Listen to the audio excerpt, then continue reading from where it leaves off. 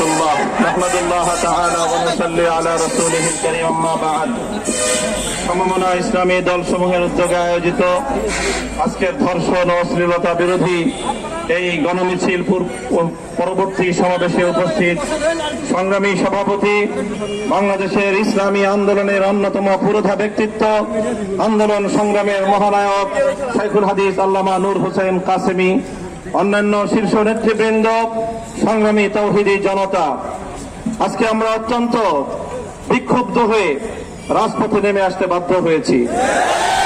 আমাদের কথাগুলো অত্যন্ত পরিষ্কার। আমরা ধর্ষণ এবং জেনা ব্যভিচারের জন্য সর্বোচ্চ শাস্তি প্রকাশ্যে প্রয়োগের দাবি জানাই। সরকার ইতিমধ্যে আংশিক দাবি পূরণের পরিবেশ নিশ্চিত করবার পদক্ষেপ নিয়েছেন। আমাদের দাবি পরিষ্কার, সেই শাস্তি জনসম্মুখে প্রকাশ্যে প্রয়োগের ব্যবস্থা করতে হবে।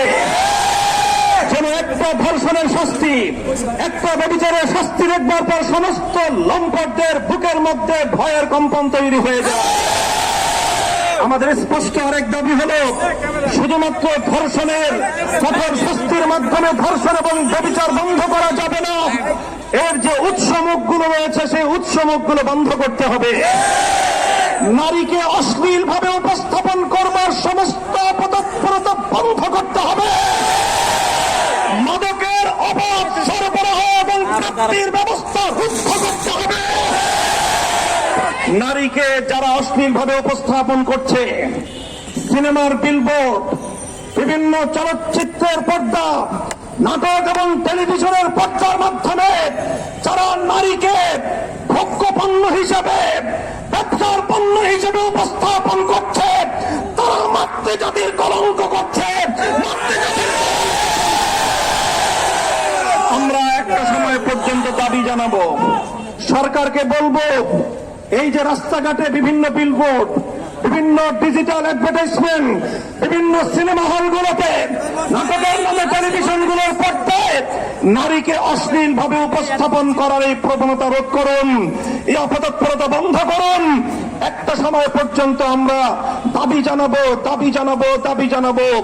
যদি আমাদের শান্ত আন্দোলনের ভাষা বুঝতে সরকার ব্যর্থ হয়, তাহলে তাওহীদি জনতা এই অশ্লীলতার আখড়াগুলোকে নিজেদের হাতে আমরা ভেঙে খান বলতে চাই। আজকে ইসলামপন্থী, ইসলাম বিরোধী নাস্তিক্যবাদের দোসরেরা তারা মামুর বাড়ির আবদার নিয়ে এসেছে। ওরা ধর্ষণ বন্ধ করতে চায় না।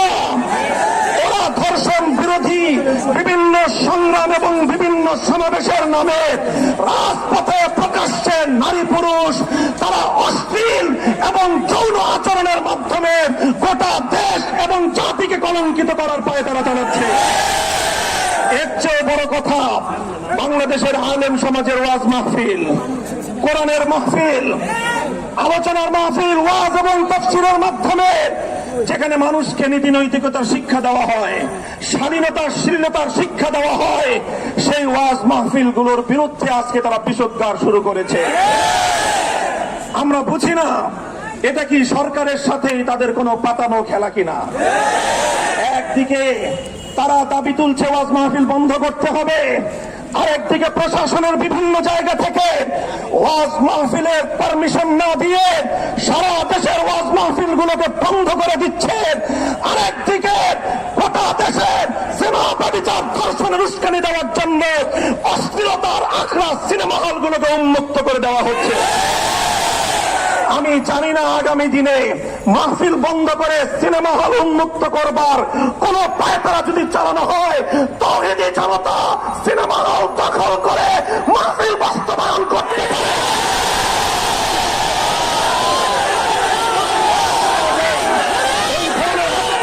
কোন সিদ্ধান্ত যেন সরকার বাস্তবায়ন করার দুঃসাহস না পায়।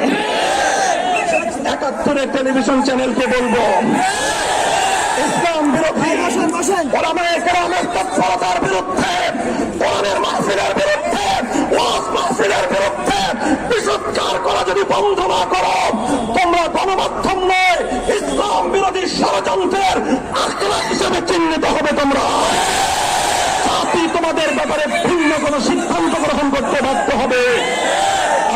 হোসেন কাসেমি শীর্ষ নেতৃবৃন্দ নিয়ে আগামী দিনে আন্দোলন সংগ্রামের যে কর্মসূচি ঘোষণা করবেন, জীবন দিতে হবে, জীবন দিয়ে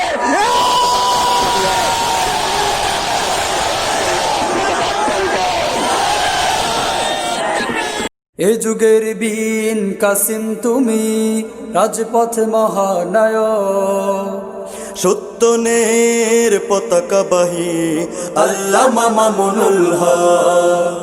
এ যুগের বীন কাসিম তুমি, রাজপথে মহানায়ক, সত্যনের পতাকাবাহী আল্লামা মামুনুল হক।